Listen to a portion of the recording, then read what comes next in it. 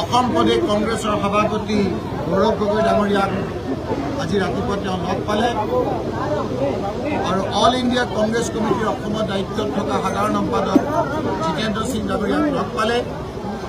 লগ পোৱাৰ পাছত সিদ্ধান্ত হ'ল যে তেখেতে আনুষ্ঠানিকভাৱে কংগ্ৰেছ দলত আজি অংশগ্ৰহণ কৰিব। সেই সূত্ৰে মই যিহেতু নিৰ্বাচনী কামত ইয়াত ব্যস্ত আছিলোঁ, আজি তেখেতে আহি আনুষ্ঠানিকভাৱে অলপ আগতে ৰাজহুৱা মঞ্চত কংগ্ৰেছ দলত তেওঁ অংশগ্ৰহণ কৰিছে। তেখেতক কংগ্ৰেছ দলৰ টুপিৰে তেখেতক স্বাগতম জনাইছোঁ। কংগ্ৰেছ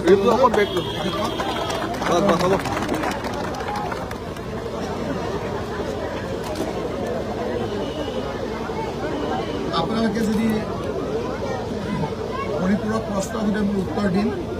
তাৰ আগতে আজিৰ নায়ক আমিনুল ইছলাম ডাঙৰীয়া কংগ্ৰেছত অংশগ্ৰহণ কৰাৰ বিষয়ে তেখেতে আপোনালোকক তেখেতৰ মনৰ কথাখিনি আপোনালৈ এটা প্ৰশ্ন আছে আজি পিছত হয় এটা প্ৰশ্ন নহয়, যেইটা প্ৰশ্ন কৰে তেখেত হ'ব মই এটা প্ৰশ্ন নহয়, যেইটা স্পীকাৰ কেইটা লগাই দিয়ক। স্পীকাৰ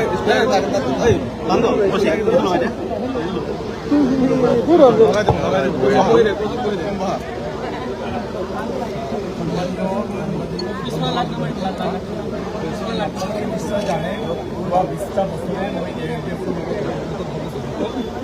দুটা দশকত ইউডিএফৰ দুদিনে তেখেত আছিলোঁ। কিছুদিন আগত মই স্পষ্টভাৱে দল ত্যাগ কৰিছোঁ, এই কথাটো আপোনালোকে জানে, প্ৰাৰ্থী হোৱাৰ আগে আগে। আৰু সেই সময়ত মই স্পষ্টভাৱে এটা কথা কৈছিলোঁ যে আজমল চাবৰ লগত কোনো ব্যক্তিগত কোনো আক্ষেপ নাই। তেখেতৰ শিক্ষা আৰু স্বাস্থ্যৰ ক্ষেত্ৰত যিখিনি সামাজিক কাম কৰে তাৰ প্ৰতি মোৰ সমৰ্থন আছে, কিন্তু ৰাজনৈতিকভাৱে যিখিনি কাম কাজ কৰিব তাৰ লগত মোৰ দ্বিমত আছে। ব্যক্তিগত কোনো দ্বিমত নাই, কিন্তু ৰাজনৈতিকভাৱে যিহেতু সকলো প্ৰাণীৰ সকলো ব্যক্তিৰ ইয়াত সম্পৰ্ক জড়িত, সেইকাৰণে আমি দেখিছিলোঁ তেখেতৰ ৰাজনীতিত যিটো অৱস্থালৈ মানে গতি কৰিছে, যিটো অৱস্থালৈকে তেখেতে লৈ আনিছে, ইয়াত মানুহৰ নিৰাপত্তাৰ প্ৰশ্ন, ইয়াত মানুহৰ পৰিচয়ৰ প্ৰশ্ন, ইয়াত মানুহৰ আইডেণ্টিটি কুৱেশ্যন, এইবিলাক যথেষ্টখিনি জড়িত হৈ আছে। আৰু আমাৰ এই অসমৰ যাওঁতে যুগীয়া যি আমাৰ যে সমন্বয়, এই সমন্বয় ৰক্ষা কৰিবৰ কাৰণে আমি ইয়াত সকলো জাতি জনগোষ্ঠী ভাষা ভাষীৰ মানুহ, সকলো ধৰ্মাৱলম্বীৰ মানুহ একেলগে মিলিজুলি থাকিব লাগিব। কিন্তু আমি দেখিছোঁ ইউডিএফ দলৰ কিছু ন্যস্ত স্বাৰ্থ জড়িত মহলে এনেকুৱা এটা অৱস্থাৰ সৃষ্টি কৰিছে যে আজি মুখ্যমন্ত্ৰী ডাঙৰীয়ে যিটো বক্তব্য দিব, পিছদিনাখন বা তাৰ পিছ মুহূৰ্তত যিটো বক্তব্য ইউডিএফৰ ফালৰ পৰা বা বদৰুদ্দিন আজমল চাহাবৰ পৰা আহে, সেই বক্তব্যৰ জৰিয়তে সমাজটো বিভাজন হয় আৰু ধৰ্মীয় মেৰুকৰণ হয়, যিটো মেৰুকৰণৰ ফলত আল্টিমেটলি বিজেপি বেনিফিট পাব, এই কথাটো স্পষ্ট হৈছে। ইয়াৰ আগতেও আমি যোৱা লোকসভা সমষ্টিৰ সময়তো যেতিয়া প্ৰাৰ্থিত্ব নিক্ষেপ কৰিছিল, তেতিয়াও মই কিছু প্ৰশ্ন কৰিছিলোঁ যে বৰাক ভেলীত আমাৰ ডক্টৰ বাহাল ইছলামৰ যিটো প্ৰাৰ্থিত্ব সেইটো কিহৰ কাৰণে কটা হ'ল, এই কুৱেশ্যনটো মোৰ আছিল। তেতিয়া আমি দেখিছিলোঁ যিজন প্ৰাৰ্থীক দিয়া হ'ল অকল ২৭,০০০ ভোট পালে, এটা সম্পূৰ্ণ মেৰুকৰণৰ ৰাজনীতি হৈ গ'ল। আৰু সেইটোৰ প্ৰতি লক্ষ্য ৰাখি MP ইলেকশ্যনৰ পিছে পিছে মই মোৰ পদবীৰ পৰা পদত্যাগ কৰিছিলোঁ যে ইয়াত আৰু মোৰ নহ'ব, এনেকুৱা ৰাজনীতিত মই আৰু নাথাকোঁ। এই কথাটো তেতিয়াৰ পৰা ষ্টাৰ্ট হৈছে। আজিৰ দিনটোত এটা কথা স্পষ্ট হৈছে যে সাম্প্ৰদায়িক ৰাজনীতি আমি শেষ কৰিব লাগিব আৰু ইয়াত সমন্বয় সম্প্ৰীতি সৃষ্টি কৰিব লাগিব। মানে বদৰুদ্দিন আজমল চাহাবৰ নেতৃত্বত ইউডিএফত এতিয়া বহুত বেপাৰী মানুহ সোমাই গৈছে, বহুত তেখেতৰ হুৱেবাজবিলাক মানুহ সোমাইছে, যিবিলাকৰ কাৰণে মোৰ নিচিনা মানুহ ৰিজাইন দিব লগা হৈছে, হাফিজ বশি চাহাবৰ নিচিনা মানুহ ৰিজাইন দিব লগা হৈছে, আৰু বহু বিধায়ক ৰিজাইন দিব লগা হৈছে। যিবিলাক তেখেতৰ ঘনিষ্ঠ আছিল, তেখেতসকলে স্বীকাৰ কৰিছে যে ৰাজ্যসভাত তেখেতক ভোট দিছিল, আজি এজিপিত আছে, সেইবিলাকেই মানে বদৰুদ্দিন আজমল চাহাবৰ সবতকৈ ঘনিষ্ঠ আছিল। আৰু এতিয়া যিবিলাক ঘনিষ্ঠ হৈ আছে, কাৰোবাৰ বিজনেছৰ স্বাৰ্থত হৈ আছে, কাৰোবাৰ মাটিৰ বিজনেছৰ স্বাৰ্থত হৈ আছে, কাৰোবাৰ ইণ্ডাষ্ট্ৰীৰ স্বাৰ্থত হৈ আছে। এই দল সম্পূৰ্ণৰূপে ন্যস্ত স্বাৰ্থত জড়িত মহলৰ লগত জড়িত হৈ আছে। আৰু শেহতীয়াকৈ আমাৰ আছাদুদ্দিন ওৱাইচিক লৈ আনি ইয়াত মেৰু বিভাজনৰ ৰাজনীতি যেনেকৈ আমাৰ ইউপিত হৈছে, মহাৰাষ্ট্ৰত হৈছে, বিভিন্ন ঠাইত যিটো হৈছে, সেই বিহাৰত হৈছে, সেই একেটা ৰাজনীতি অসমত আনি মেৰু বিভাজন কৰি বিজেপিক বেনিফিট দিয়াৰ যিটো কৌশল, এই কথাটো স্পষ্ট। সেইকাৰণে মই আমাৰ নেতা ৰকিবুল হুছেইন ডাঙৰীয়াৰ মই শৰণাপন্ন হৈছোঁ আৰু তেখেতক লগত আলোচনা কৰি তেখেতৰ সিদ্ধান্ত মৰ্মে তেখেতৰ নিৰ্দেশ মৰ্মে আজি ৰাতিপুৱা মই অল ইণ্ডিয়া কংগ্ৰেছ কমিটিৰ সাধাৰণ সম্পাদক অসমৰ ইনচাৰ্জ আৰু অসমৰ পিচিচিৰ প্ৰেচিডেণ্ট গৌৰৱ গগৈক লগ কৰিছোঁ আৰু তেখেতৰ লগত মই পাৰ্মিশ্যন লৈ আজি আমি ৰকিবুল হুছেইন ডাঙৰীয়াৰ নেতৃত্বত তেখেতৰ মানে সবল নেতৃত্বৰ আন্দোলনত মই জইন কৰি এই দলৰ কাম অহা দিনত কৰিম বুলি প্ৰতিজ্ঞাবদ্ধ হৈছোঁ। ঠিক আছে কওক যি আছে সুধিব দেই আজি মানে হেৰি CM আহিছিলে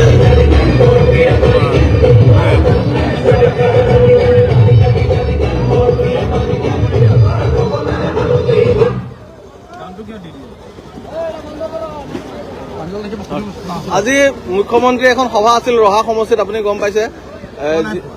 আজি ৰহাত এখন মিটিং আছিল। তেওঁ পুনৰবাৰ এইমছটো দিব নোৱাৰিলে বা আপোনাৰ আয়ুৰ্বেদিক এইমছো নিদিলে। এতিয়া কৈছে যে ছেমি কণ্ডাক্টৰ এটা ব্ৰাঞ্চ এটা ইয়াত খুলিব বুলি কৈছে।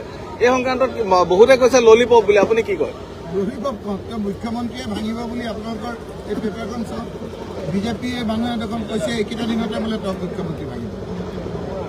এতিয়া যিটো তেওঁৰ কেয়াৰটেকাৰ মুখ্যমন্ত্ৰী চলি আছে, কেন্দ্ৰীয় নেতৃবৃন্দই আমি নাজানো, বিজেপিৰ বোলে গম পাইছে এই মুখ্যমন্ত্ৰী থকাৰ কাৰণে উজনিত বিজেপিৰ যিবিলাক দখলত থকা চিট আছিলে, সহজ ভাষাত যাকে কৈছোঁ, সেইবিলাকৰ অৱস্থা বেয়া, তথৈবচ।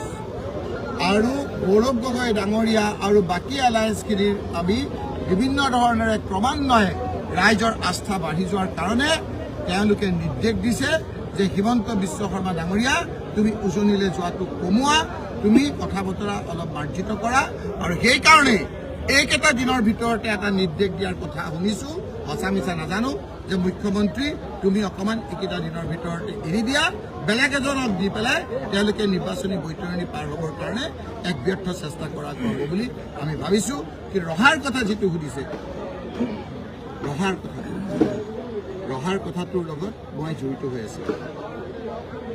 কেন্দ্ৰৰ বিজেপি চৰকাৰে এখন এইমছ অসমত লাগে বুলি তৰুণ গগৈ চৰকাৰক মাতি খুজিছিল। সেই সময়ত তৰুণ গগৈ ডাঙৰীয়াই যিসকলৰ এক্সপাৰ্ট এইমছৰ কাৰণে দিল্লীৰ পৰা আহিছিল, সেইসকলক 4 টুকুৰা মাটি দেখাইছিল। উজনিত দেখাইছিল, মধ্য অসমত দেখাইছিল, নামনিত দেখাইছিল আৰু 3-4 ঠাইত দেখাইছিল।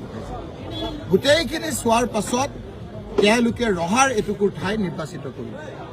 ৰহাৰ ঠাইটুকুৰ নিৰ্বাচিত কৰাৰ সময়তে সেই সময়ত ৰেলৱে মন্ত্ৰী আছিলে বিজেপিৰ আজিৰ অজাপৰ প্ৰাৰ্থী ৰাজেন গোহাঁই ডাঙৰীয়া। সেই সময়ত ৰাজেন গোহাঁই ডাঙৰীয়া আমি একেলগে নিয়ম অনুযায়ী মাটি দিবৰ কাৰণে নগাঁৱৰ আমাৰ LAC বৰ্ডত বহিছিলোঁ। লেণ্ড এডভাইজাৰী কমিটিত আমি বহাৰ পাছত আমি লেণ্ড এডভাইজাৰী কমিটিত বহাৰ পাছত আমি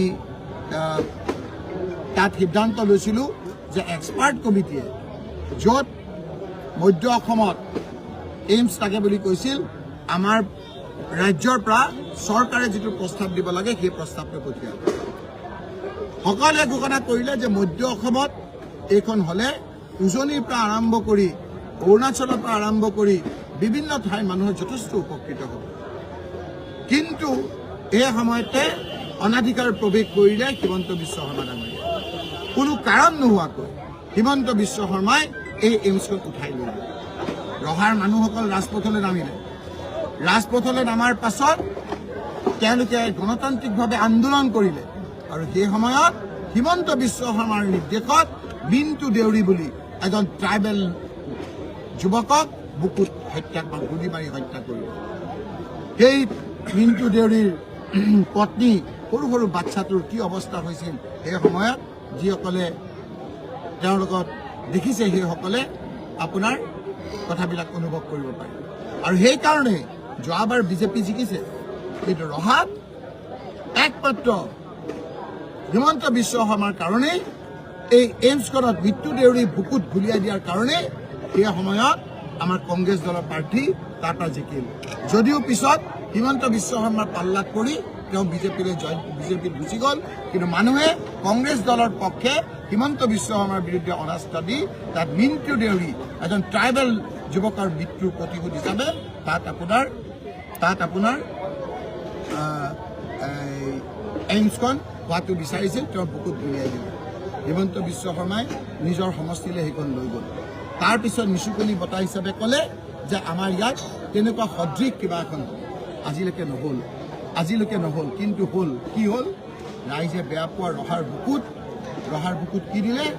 এখন টুল গেট দিলে। এতিয়া টুল গেটত মানুহে পইচা দি পেলাই ৰহাক বিভিন্ন ধৰণেৰে গালি শকুনি পাৰি যায়। আমি দুখীয়া মানুহ ক'ৰ পৰা দিম? ৰহাৰ বুকুত এটা দাগ লগাই দিলে। আমাৰ এইমছৰ ঠাইত এখন টুল টেক্স দি, যিখনৰ কাৰণে ৰহাক আজি মানুহে টুল টেক্সৰ বিখ্যাত হিচাপে জানে। আৰু সেইকাৰণে মুখ্যমন্ত্ৰী ডাঙৰীয়াৰ ৰহা সমষ্টিত খুব অপ্ৰিয়। আৰু সেইকাৰণে বোধহয় নাজানো তেওঁ ইয়াত আহিছে বুলি, তেওঁ আকৌ কিবা এটা কৈছে। মই নাভাবোঁ যে ৰহা মানুহ ৰাজনৈতিকভাৱে সচেতন। হিমন্ত বিশ্ব শৰ্মাৰ এই কথাত তেওঁলোকে মানি ল'ব, এই কথা মই নামানো। পৰাবাৰ মই হিমন্ত বিশ্ব শৰ্মাক এজন নগঞা হিচাপে ৰাজনৈতিক চিন্তাধাৰাৰ উৰ্ধত থাকি কোনো সদৃশ নহয়। এখন এইমছ তেওঁতো বহুত পাৱাৰফুল, তেওঁ ফোনটো কাক কৰিব পাৰে তেওঁ কয়। এক ফোনত আমাৰ এইমছখন মধ্য অসম ৰহালৈ আনি দিয়ক। মই ৰাজনৈতিক চিন্তাধাৰাৰ উৰ্ধত থাকি তেখেতৰ প্ৰশংসাত পঞ্চমুখ। যেতিয়া বদৰুদ্দিন আজমল ডাঙৰীয়া ধুবুৰীত পৃথিৱীৰ ৰেকৰ্ড সংখ্যক ভোটত হাৰিলে, মোৰ লাজেই লাগে। অখিলেশ যাদৱ আৰু বাকীসকলে দিল্লীত ৰকিবুল হুছেইন বুলি মাতি পেলাই কয় 10 লাখ 10 লাখৰ ভোটৰ ব্যৱধানত বদৰুদ্দিন আজমল ডাঙৰক হৰুৱাই পঠিয়াই দিলে। কিহৰ কাৰণে? একমাত্ৰ হিমন্ত বিশ্ব শৰ্মাৰ লগত মিতিৰালি কৰি সকলোকে তেওঁ ঠগোৱাৰ কাৰণে। বদৰুদ্দিন আজমল ডাঙৰীয়াৰ লগত যে মিতিৰালি, এই কথাটো মই কোৱা নাই। হিমন্ত বিশ্ব শৰ্মা ডাঙৰীয়াই অকপতে স্বীকাৰ কৰিছে হিন্দীত যে বদৰুদ্দিন আজমল বদৰুদ্দিন আজমল নহয়, আমি যে একেবাৰে নিজৰ বুলি মাথো যে বধু ভাই का बहुत दिन का तमन्ना था हमको चीफ मिनिस्टर बनाने का। हर राज्यसभा इलेक्शन में हम जो जिसको कहते हैं उसी को वोट देते हैं बदरुद्दिन आजमल। ইয়াতকে আৰু নিলজ্জভাৱে কৰ্ণাপন্ন হোৱাৰ কথা কি লাগে? আজি আমাৰ হিমন্ত বিশ্ব শৰ্মাই এইখিনি কথা বদৰুদ্দিন আজমল ডাঙৰীয়াৰ পক্ষে কৈছে। আৰু বদৰুদ্দিন আজমল ডাঙৰীয়াই অকপতে স্বীকাৰ কৰিছে যে মোৰ বহুত দিনৰ এটা ইচ্ছা, মোৰ বিধায়কৰ দ্বাৰা হিমন্ত বিশ্ব শৰ্মাক চিফ মিনিষ্টাৰ বনাব লাগে। যি হিমন্ত বিশ্ব শৰ্মাই গোটেই মানুহখিনিক অত্যাচাৰ কৰিছে, সন্মান কৰিছে, গোটেই উজনি অসমত আজি আপোনালোকে দেখিছে মৰাণ মটক আহোম মানুহখিনি তেওঁৰ ওপৰত ক্ষুব্ধ। আজি কাৰ্বি আংলঙৰ মানুহখিনি তেওঁৰ ওপৰত ক্ষুব্ধ। বঙালী হিন্দু মানুহখিনিক কিমান ভোট দিলে, ব্ৰহ্মপুত্ৰ বুলি এজন মন্ত্ৰী নাপালে। সেইজনক আজি বদৰুদ্দিন আজমল ডাঙৰীয়াৰ বন্ধু হিচাপে লোৱাৰ কাৰণেই ধুবুৰীবাসী ৰাইজে তেখেতক ৰেকৰ্ড সংখ্যক ভোটত হৰুৱালে। এতিয়া যিহেতু উজনি অসম, নামনি অসম, মধ্য অসম, বৰাকভেলী পাহাৰ সকলোতে হিমন্ত বিশ্ব অপ্ৰিয় হৈছে, এই সময়খিনিত তেওঁক এতিয়া বন্ধু দৰকাৰ হ'ল। সেই বন্ধুজন হ'ল বদৰুদ্দিন আজমল ডাঙৰীয়া। 10 লাখত হাৰি বদৰুদ্দিন আজমল ডাঙৰীয়াই ৰাজনৈতিক সন্ন্যাস লৈ ডুবাই মুম্বাইত বহি আছিল। যেনেকৈ আমাৰ বিভিন্ন বিপদত পৰিলে 108ত ফোন কৰে, এম্বুলেন্স দি পেলাই আপোনাৰ লৈ যায়, ঠিক একেদৰে আজি এম্বুলেন্স 10 গৌৰৱ গগৈ ভাষাৰে 108ৰ দৰে আমাৰ বদৰুদ্দিন আজমল ডাঙৰীয়াক মাতি আনি কৈছে মোক বচাওক। কিন্তু কি কৰিব, বদৰুদ্দিন আজমল ডাঙৰীয়াৰ ধাৰ কমি গ'ল, মানুহৰ বিশ্বাস নাই। এতিয়া তেওঁ যিমান ঘূৰিছে সিমান মানুহ অপ্ৰিয় হৈছে, তেওঁক বেয়া পায়। আৰু সেইকাৰণে হিমন্ত বিশ্ব শৰ্মাই দেখিলে যে মোৰ বন্ধু বদৰুদ্দিন আজমল ডাঙৰীয়াৰ এতিয়া ধাৰ নাই, কমি গ'ল ধাৰ। এতিয়া নৰেন্দ্ৰ মোদী ডাঙৰীয়াৰ বন্ধু আছাউদ্দিন ওৱেইচিক মাতিবলগীয়া হৈছে। আছাউদ্দিন ওৱেইচি কোন আপোনালোকে ভালকে জানে। যোৱাবাৰ ইণ্ডিয়া এলায়েন্সে চৰকাৰ কৰো কেন্দ্ৰত 273টা চিট হলে আমাৰ কেন্দ্ৰত চৰকাৰ হয়। আমাৰ ইণ্ডিয়া এলায়েন্সৰ 260টা হ'ল। মাত্ৰ কেইটামান চিট লাগে, কাৰণ সেই সময়ত গৈ এনেকুৱা তেজ গৰম হোৱা বিভ্ৰান্তিকৰ সাম্প্ৰদায়িক কথা আজি আমাৰ আছাউদ্দিন ওৱেইচিয়ে মহাৰাষ্ট্ৰত ক'লে, বিহাৰত ক'লে, মধ্যপ্ৰদেশত ক'লে, যাৰ ফলত বহু চিটত বিভ্ৰান্তি হ'ল আৰু বিজেপিৰ লাভ হ'ল। সেইজনক এতিয়া ইয়ালৈ মাতিছে। বদৰুদ্দিন আজমল ডাঙৰীয়াৰ আজি ধাৰ কমি লোৱাৰ কাৰণে আছাউদ্দিন ওৱেইচিয়ে বিভ্ৰান্তি কৰিবৰ কাৰণে। কিন্তু আছাউদ্দিন ওৱেইচি ডাঙৰীয়া, আপোনাক কওঁ যে এইখন বিহাৰ নহয়, এইখন মহাৰাষ্ট্ৰ নহয়, এখন মধ্যপ্ৰদেশ নহয়, এইখন অসম, শংকৰ আজানৰ দেশ, মাধৱদেৱৰ দেশ, এইখনৰ ভাতৃত্ববোধ, এইখনৰ সাম্প্ৰদায়িক মিলন, এই কথাবিলাকক প্ৰাধান্য দিয়ে। এই কথাবিলাক এতিয়া আৰু বেছি দিন নাথাকে। আছাদুদ্দিন ওৱেইছিয়ে এইবাৰ যিটো পৰীক্ষা কৰিব, এইটোৱেই তেওঁৰ উল্টা গণনা অসমৰ পৰা আৰম্ভ হ'ব। এইটো চাওক, পাগলে কি নকয়, ছাগলে কি নাখায়। এটা উত্তৰটো এইটোৱেই, কাৰণ তেওঁ ৰাজনৈতিক কথা কোৱাতকৈ কি কয় আগতে, ৰাজীৱ তুমি বাঘেৰ পিঠে চলিছ চাবুক আমাৰ হাতে, চবেই আপোনাৰ সেইবিলাক কথা কয়। তেওঁৰ বিষয়ে মই একো নকওঁ, কিন্তু তেওঁ যে আমাৰ চৰকাৰ আহিব বুলি যে অপকতে স্বীকাৰ কৰিলে, তেখেত ধন্যবাদ। এতিয়াই যে আমাৰ ক্ষমতা আহিল বুলি তেওঁ যে স্বীকাৰ কৰিলে, মই যদি প্লেনখন ৰখাই দিব পাৰোঁ, তাৰমানে তেওঁৰ মন মগজুত কি সোমাই আছে আপুনি চাওকচোন। বদৰুদ্দিন আজমল ডাঙৰীয়াৰ প্লেন, যিজনক মই 10 লাখ ফুটত হৰুৱাইছোঁ, তেওঁ বোলে দাবাৰ ক্ষেত্ৰত মই বাধা দিব পাৰিছোঁ। মোৰতো কম ক্ষমতা নহয়, চৰকাৰটো আহিয়ে গ'ল, তেওঁতো চৰকাৰ আহিয়ে গ'ল, নহ'লে তেওঁ কিয় এইবিলাক কথা কৰিব? মোৰ কি তাত হাত আছে? তাত যে মিটিং আছে সেইটোৱে মই নাজানো। এতিয়া বদৰুদ্দিন আজমল ডাঙৰীয়া আৰু তেওঁ যিমান ঘূৰি থাকিব, আমাৰ সিমান ভোট বাঢ়িব। মইতো ক'তো তেখেতসকলক ক'তো সমালোচনাই কৰা নাই। হিমন্ত বিশ্ব আজি আপোনাৰ তাত শাসনত কোন আছে? বিজেপিহে আছে। হিমন্ত বিশ্বক আজি প্ৰত্যক্ষ কৰিছে, তাতকৈ আৰু প্ৰমাণ কি লাগে আপুনি? আজি UDFৰ লোকসকলে হিমন্ত বিশ্বক প্ৰত্যক্ষ কৰিছে, যিকেইটা কৰিছে যাতে আমাৰ মাজত বিভ্ৰান্তি হৈ পেলাই বদৰুদ্দিন আজমলৰ দ্বাৰাই হিমন্ত বিশ্বৰ লাভ হয়, সেইটোহে কৰিছে তেওঁ। তাতকৈ আৰু কি কৰিছে? গতিকে আপোনালোকেও জানে ইয়াৰ ৰিজাল্ট কি হ'ব। তেওঁৰ কথা মই কৈ আকৌ তেখেত এটা আলোচ্য বিষয় হোৱাটো মই বিচৰা নাই। যি হয় তেওঁ ক'ব, ৰাইজে ইয়াত বিচাৰ কৰিব।